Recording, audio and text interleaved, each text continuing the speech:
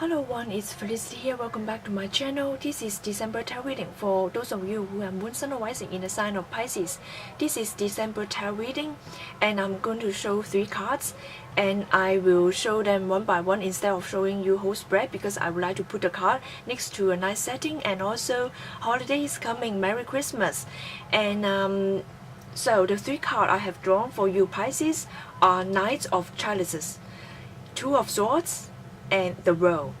So now let's see what is in store for you in December. And it seems that you are quite protective of your emotions at this point of your life. And once you find the solution, or you find some kind of things clearing out, I see that actually to find the exit of your stagnant situation, or find the exit for your way of life, find the exit, one obstacle has been cleared out. But because of your belief system, or because you are very protective of your emotion, you are not willing to move forward, and you are quite sensitive at this point of your life. And also help is at hand, and maybe you have friends who is going to help you, but at the same time, even though friends help is at hand, you are just not opening up fully, and you just show one part of yourself or one side of yourself to your friend or to others. I see that something that has been cleared out. Actually, you see the exit, but whether you are willing to move forward or not, it's up to you, because you are yourself is holding on to something. It seems like situation or certain things just limit you, or you cannot see the whole picture yet. But certainly, things is going to clear out one by one. But if you are not taking action, you just hold on to emotion, and emotionally you know that you have to go on your journey and you need to leave a certain situation. But because of this a sense of security, a sense of emotional security, you are not moving forward, and you would rather be restricted or limited than moving forward because of the sense of emotional security. So you have to understand that life is not about security or certainty. Life is always changing. The situation, people, or the world keeps moving, and so sometimes you move with the world, and that means that you adapt to the frequency of the world, and situation asks you to move forward, you move forward, and then you will feel a sense of peace. At the beginning, you will doubt.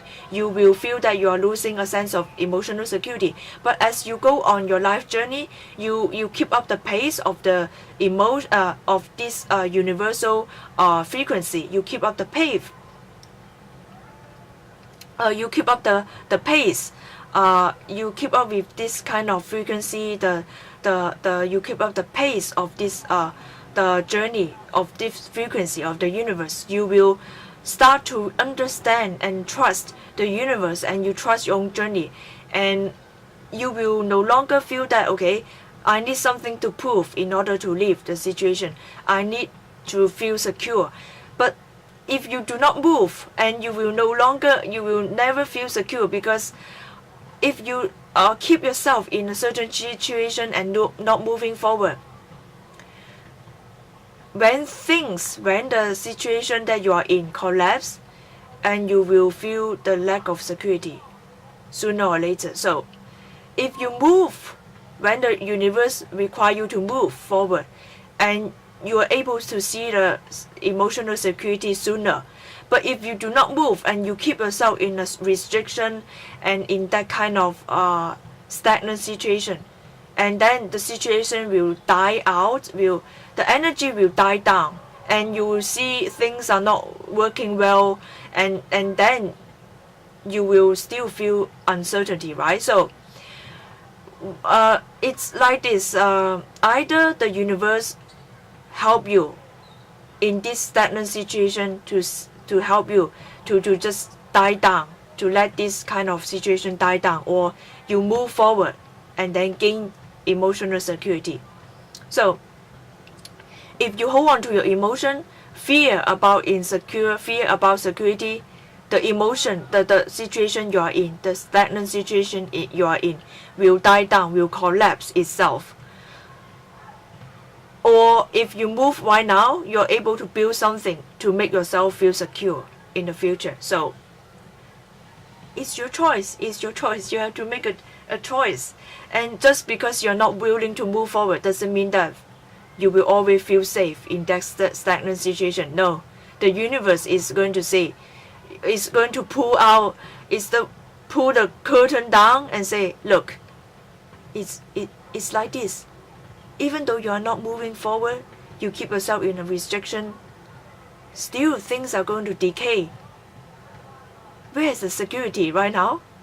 Or if you move forward, then yes, at the beginning you do not feel secure, but then you build your own security by following the flow of the frequency of the universe. And here it's like maybe you have internal struggle, and maybe you let the energy comes to you and beat you up.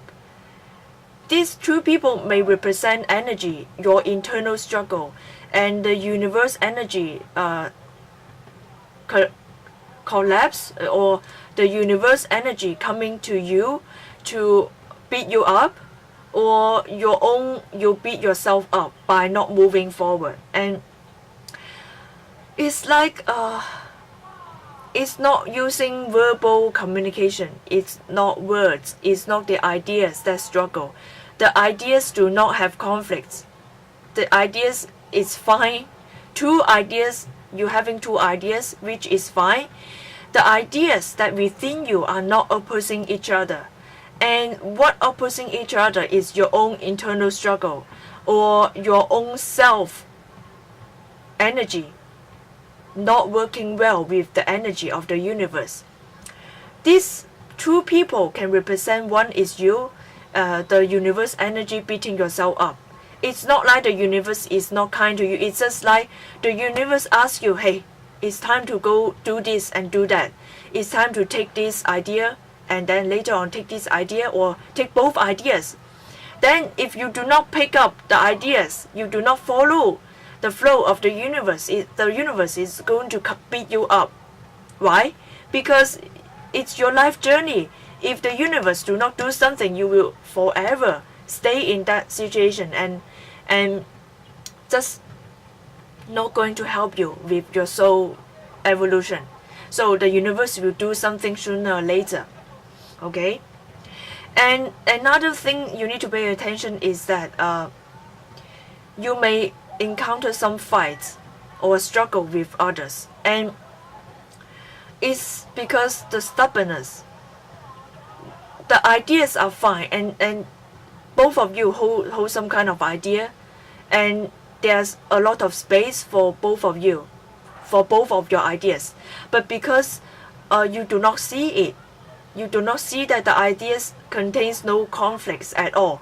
It's yourself, the both people who have ego, and the ego fighting with each other.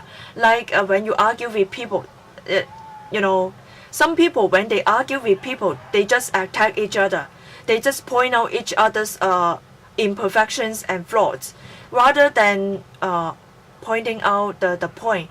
For example, two group of people can just argue like, oh, you are such a jerk, or you are rude, or oh, how can you do this or do that? And instead of helping each other to see the point, they just attack each other's appearance, imperfection, or just stating things that cannot help them. So the universe help you how to argue. Argue doesn't mean that you have to win. Argument means that you have to present your point and help others to understand your point. For example, if others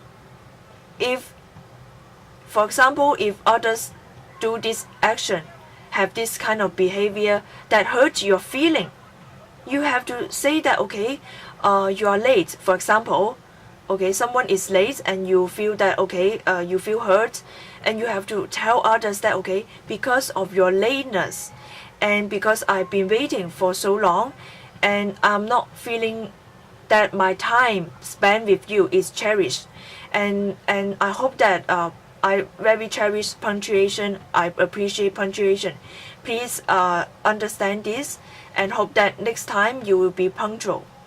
So present this information, present that, okay, how others' behavior has hurt your feeling, and that's it. Do not like go back to the past like, okay, you last time you borrow my money and you haven't give me back my money, and this time you're late and you're not punctual, and then you just keep accumulating a lot of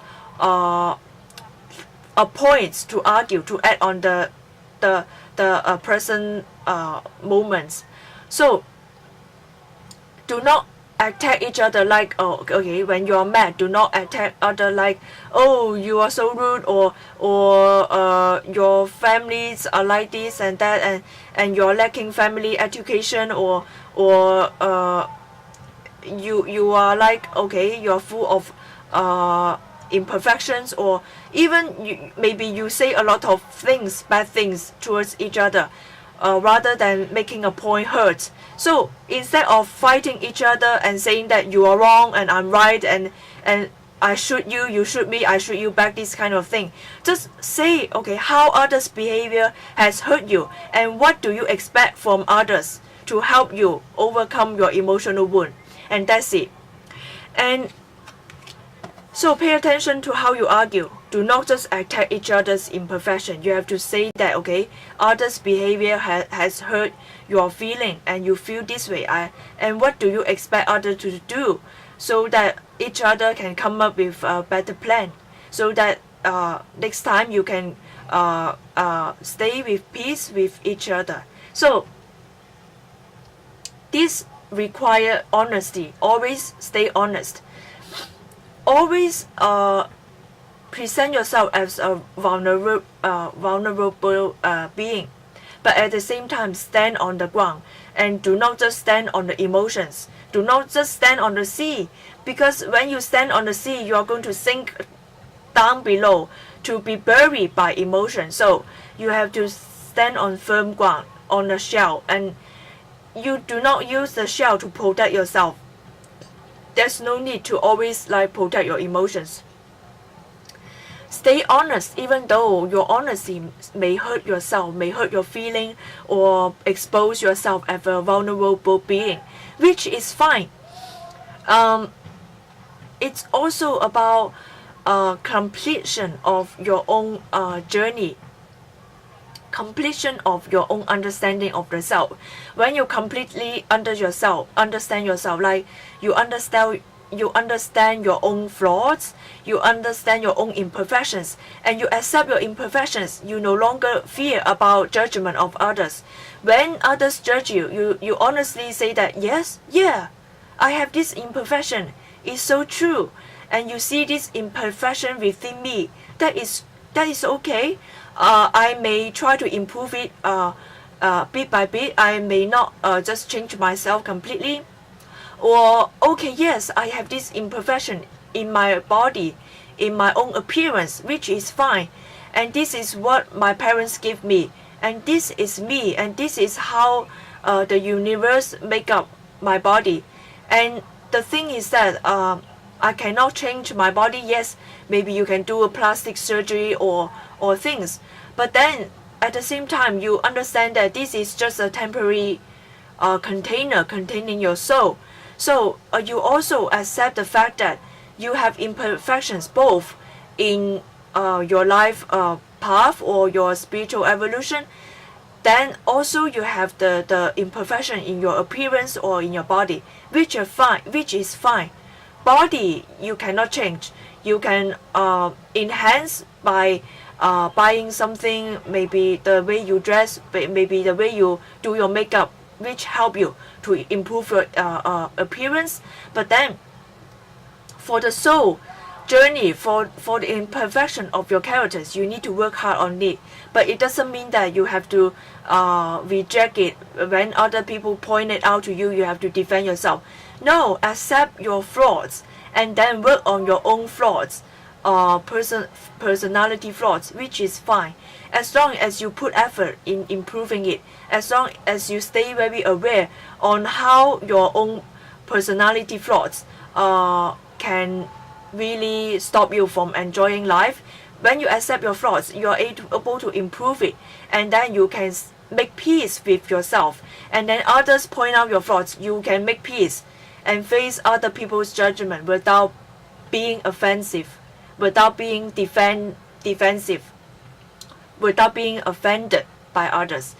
So when you fully embrace your wholeness, both in your imperfection in your personality and imperfection in your body or appearance, then you feel the wholeness.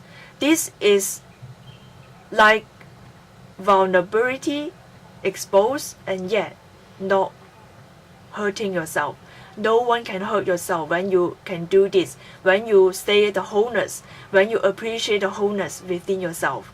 And this is the most protective frequency that you have for yourself and for your life and for your soul evolution, for your soul journey. I hope you enjoyed this reading. For personal reading, please click the link in the description box below. See you next month. Bye. Merry Christmas.